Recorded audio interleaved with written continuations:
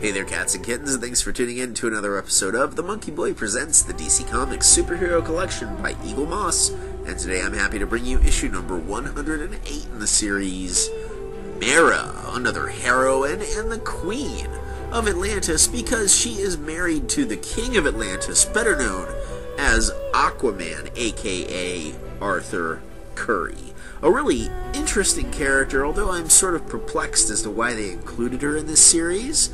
If you know Mera, chances are you've seen her on a few appearances from Justice League Unlimited, where she appeared alongside her husband, Aquaman. She went on to appear on numerous episodes of The Batman, The Brave and the Bold, which was a great show. If you haven't seen it, I highly recommend checking it out.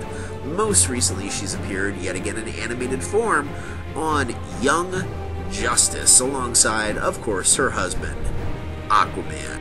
For those of you unaware of the character, that of course is why we have the magazine, which will tell you everything you need to know about Aquaman's wife, the Queen of Atlantis. And then we'll take a look at the figure itself, covering the good, the bad, and the ugly. This is a very confusing character for me. The bad unfortunately outweighs the good, but we will get there very shortly. Until then, I hope you sit back, relax, and enjoy issue number 108 of the DC Comics Superhero Collection by Eaglemoss, Mera.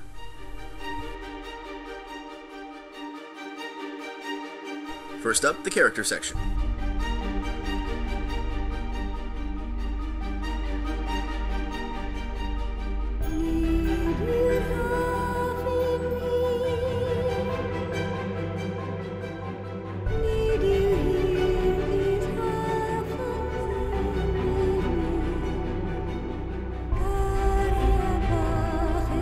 Where we learn Mera is a princess from another dimension, an underwater realm called Zebel. The warrior princess met Aquaman for the first time when she managed to cross into our dimension on the run from an usurper named Laren. Together, Mera and Aquaman defeated Laren and his soldiers and sent them back to the dimension of Zebel. The couple continued to go on numerous adventures together, growing closer every day, until they eventually married and had a child together.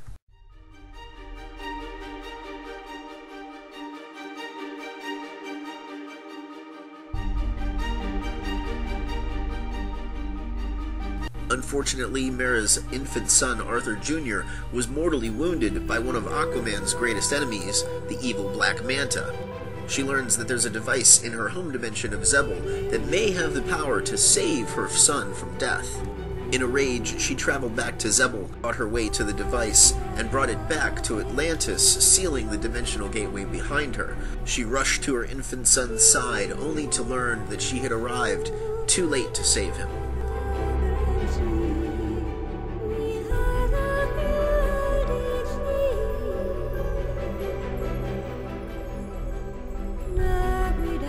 The dimension Mera escaped to was known as Netherspace, a nightmarish realm that was ruled by the Others, demons who subjected their victims to horrifying ordeals until they finally gave in and turned to evil themselves.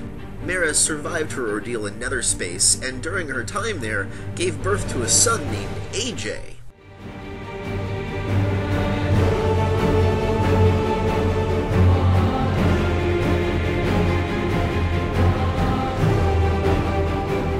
Faced a number of other ordeals after this, including a time when she had fallen under the influence of Hagen, a leader of a cabal that used sorcery to drug and twist the Queen's mind. After overcoming this, an event known as the Infinite Crisis took place in the DCU, where the Spectre destroyed all of Atlantis. Aquaman was eventually killed by the end of this event, only to be raised by the Black Lantern Corps as an undead, zombified, evil version of his former self.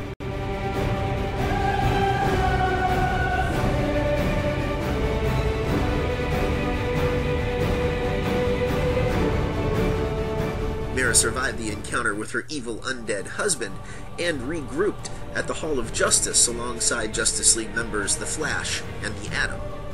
Together, the ragtag group of survivors fought against the Black Lanterns, some of them joining forces with the other lanterns in the color spectrum. The Amazon Princess suddenly became a member of the Star Sapphires, while the Warrior Princess became a member of the Red Lantern Corps. Consumed by rage, not even the nastiest or scariest taunts from the undead Aquaman could faze the Red Lantern Mera, who used her new abilities to melt the undead versions of her former husband and child.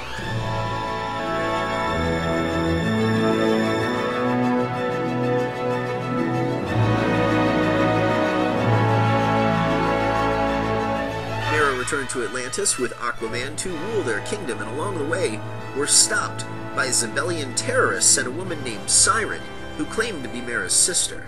Siren had teamed up with Black Manta, who were leading an invasion force against Earth and the Kingdom of Atlantis. They were also there to collect the new Aqualad, a boy named Jackson Hyde.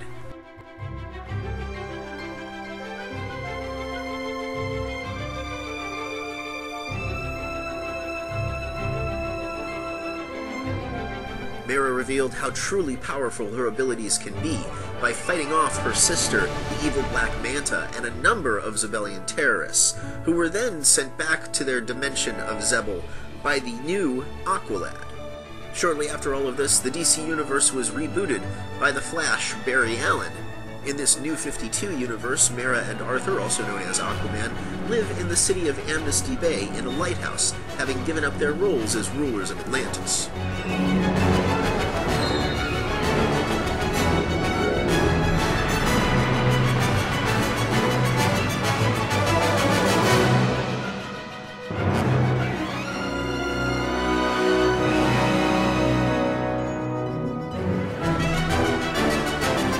We look at a couple of Mera's classic stories.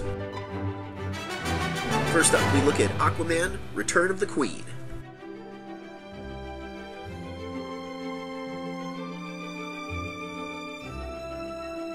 This story explores the time that Mera spent in the evil dimension known as Netherrealm. We learn all about one of the evil others, Thanatos, who is a doppelganger, of course a villainous doppelganger, of Aquaman. We learn that she has somehow given birth to another son, whom she has named AJ, and we see that she is even seemingly killed at one point in the story.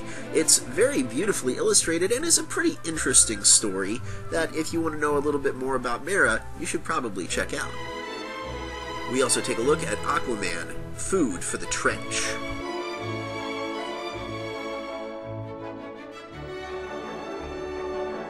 This was one of the first storylines to be featured as part of the New 52, which happened after The Flash selfishly reboot the DC Universe, and it's a really cool new take on Mera and Aquaman both.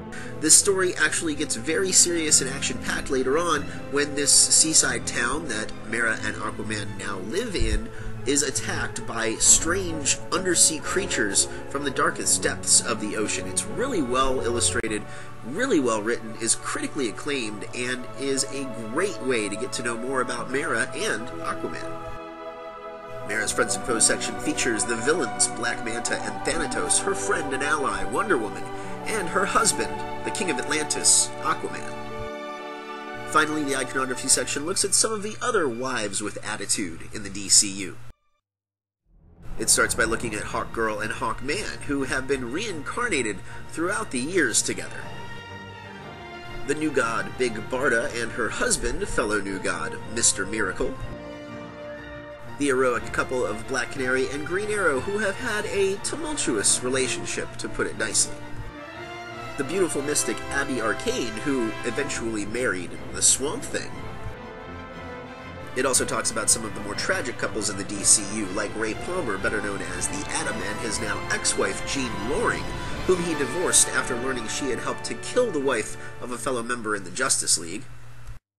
The anti-hero Black Adam, who swore revenge against those that helped to poison his wife, Isis. And a member of the Legion of Superheroes from the 31st century, Princess Projecta, who swore revenge against the evil Kid Nemesis for slaying her husband, the Karate Kid.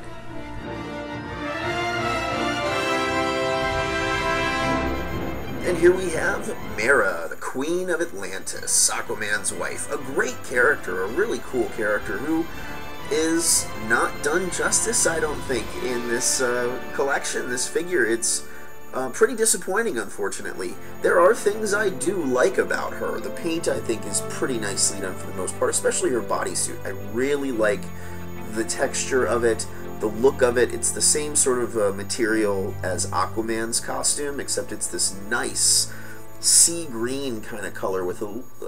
it's not really metallic, it's just this sort of reflective coloration to it. It's really cool. It almost looks like a wetsuit. I like the pose, mostly. I really like the base, I guess, of the pose, and her legs, and that splash of water at the base is really nicely painted and textured. And I like her hair. Her hands are a little wonky, though. It's kind of strange. I mean, just another disappointing figure, sort of like Gold before her, but for totally different reasons. Gold was nice but boring. She is pretty close to being the worst figure in the series. I'll talk a little bit more about the few things I like and the bad along with it in the next section in just a moment. Mera stands atop the classic DC logo, and the underside of the base features her name and serial number. And so you can compare, here she is next to her friend and ally Wonder Woman, alongside Red Lantern's Bleeze and Atrocitus, and lastly next to her husband, the King of Atlantis, Aquaman. Mera is a disappointing figure for me, an underwhelming character to include in this collection. I would have gladly sacrificed her for any other hero or villain from the DC universe. It confuses me as to why they decided to include her. I do like the fact that we have another member of Aquaman's family, but really, I don't get it. That isn't to say there isn't some good on this figure. The pose is pretty nice for the most part, although I do have an issue with the arms on the figure, which I'll talk about in a little while. The paint is very clean and mostly very nice. I like all of the little details on the figure, especially in the sculpt on her bodysuit and the waves that she stands atop, and the coloration of the figure is pretty well done. Starting with the base of the figure, you can see Mera doesn't really stand on top of it so much as she is riding a wave or a number of waves crashing together. It's very well sculpted, nicely painted, but I really do love the base of this figure. Her one leg, her left leg there, is bent at the knee and is very nicely sculpted, nicely done. There's really nice detail on this figure for the most part, especially on her bodysuit. It is that sort of same texture as Aquaman's. It looks otherworldly, almost like a wetsuit, and the green, the seafoam green of her suit isn't exactly metallic as it is just reflective. It's really well done all the way around. Again, she's sculpted beautifully. Her right hand is simply straight down at her side, and her fingers have some detail, and the flesh tone is nice. The left hand is also up, outstretched on a straight arm, and again, all of her fingers have some sculpt, some detail. It's pretty nice for the most part. I also really like the crown atop her head. It looks like a piece of coral or a starfish or something from the ocean floor, and the gold metallic paint is nice. Her hair is also really well done. It's this orangish red with great highlights, shadows, and shades, and looks as though it's flowing around her and behind her. And from the right angle, she looks pretty good. Unfortunately, there's a lot of bad. The pose, I feel, is really awkward. Both of her hands, left and right, are severely mangled and misshapen. The head sculpt is really awful. You'll see that in a second. And I don't understand why they included her in this line. She is easily replaceable. Starting with her hands, which are awkwardly posed. One arm is straight down by her side, the other one is stretched out behind her in a very awkward angle. It's weird, but both hands are misshapen, fingers are webbed, bent, paint is really gunked up on it and not clean at all. Very, very sloppily done. It looks like a rush job, like they just didn't care because they knew the series was ending soon. The head sculpt also really bad. I don't know what they were doing. It looks like her right ear is misshapen, like she's deformed. It's coming off of her hair.